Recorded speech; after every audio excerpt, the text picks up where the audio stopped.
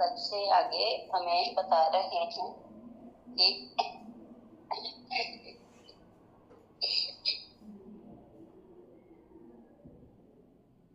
सत्य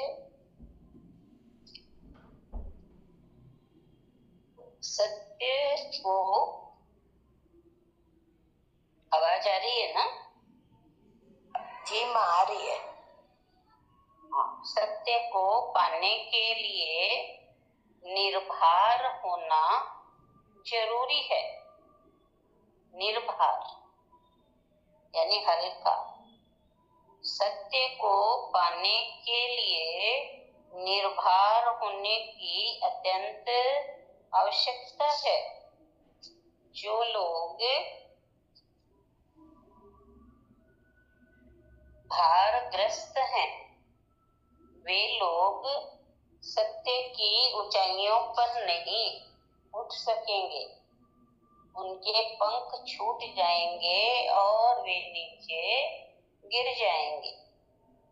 हम यदि उत्सुक हैं और यदि हम चाहते हैं कि सत्य का कोई अनुभव हो, और मैं आपको कहूं कि जो व्यक्ति सत्य का कोई अनुभव हो, और मैं आपको कहूं कि जो व्यक्ति सत्य के अनुभव को उपलब्ध नहीं होगा, उसके जीवन में न तो संगीत होता है, न उसके जीवन में शांति होती है, न उसके जीवन में कोई आनंद होता है।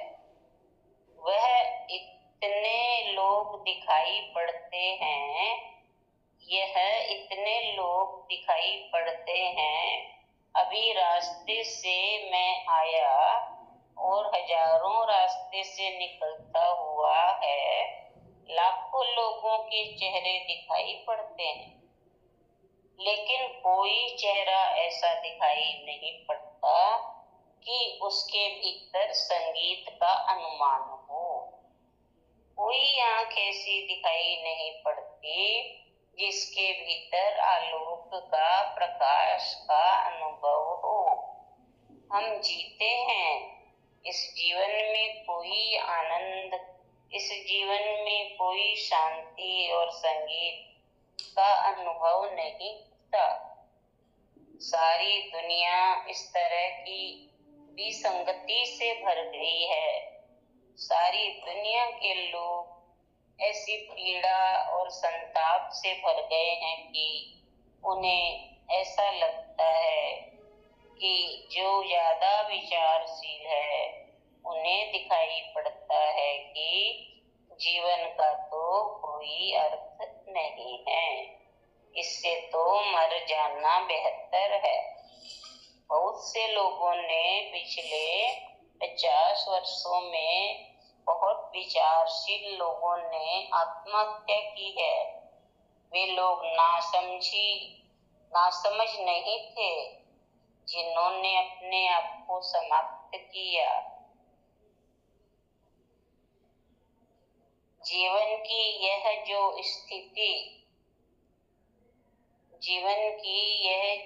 स्थिति है, आज जीवन की यह जो परिणति है, जीवन का जो दुख और पीड़ा है, इसे देखकर कोई भी अपने को खत्म कर लेना चाहेगा।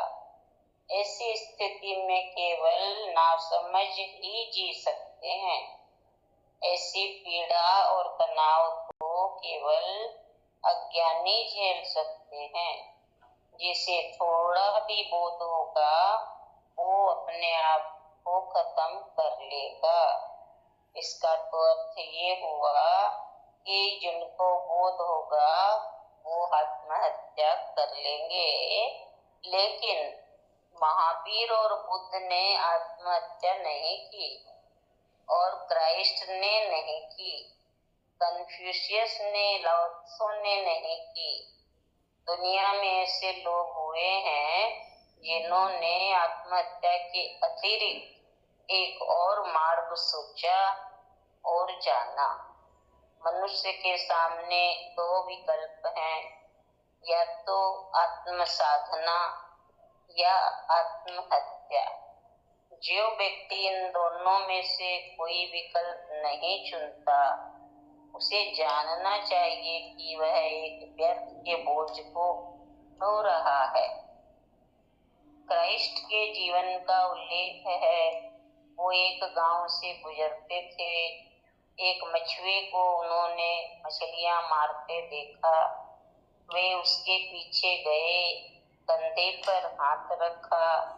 उन्होंने उस मछुआरे से कहा, तुम कब तक मछलियां मारते रहोगे, जीवन गंवाते रहोगे?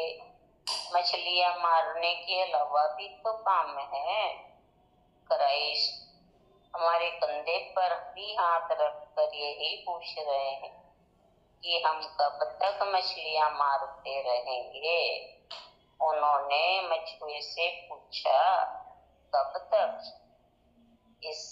उसने आकर देखा उसकी आंखों में, और उसे पता चला कि जीवन में मछलियां मारने से ज्यादा भी कुछ है।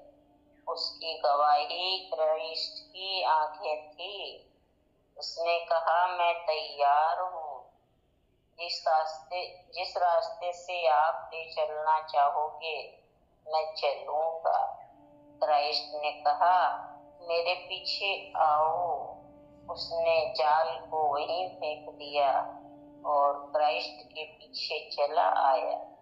वह गांव के बाहर भी नहीं निकल पाया था कि किसी ने आकर खबर दी, तुम्हारा पिता जो बीमार था उसकी अभी अभी मृत्यु हो गई है, तुम घर लौट चलो। उसका अंतिम संस्कार करके फिर जहाँ चाहो चले जाना।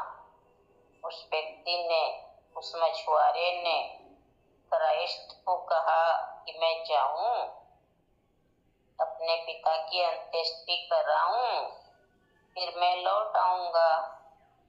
क्राइस्ट ने एक अद्भुत बात कही। उन्होंने कहा, लेट द डेड बरी देयर डेड। उन्होंने कहा, मुर्दों को मुर्दे दफन कर मुर्दों को मुर्दा दफन कर लेने दो, तुम मेरे पीछे आओ। और ये वचन बड़ा अद्भुत है। उन्होंने कहा कि मुर्दे को दफना लेंगे, तुम मेरे पीछे आओ। हम सबकी गिनती उन्होंने मुर्दों में की है, और वो सारी जमीन पर बहुत कम लोग जीवित हैं। 3 अरब लोग हैं, इनमें अधिक लोग मुर्दे हैं। मुश्किल से ही कोई आदमी जीवित है। इतना ही ले लेते हैं। बहुत अच्छा।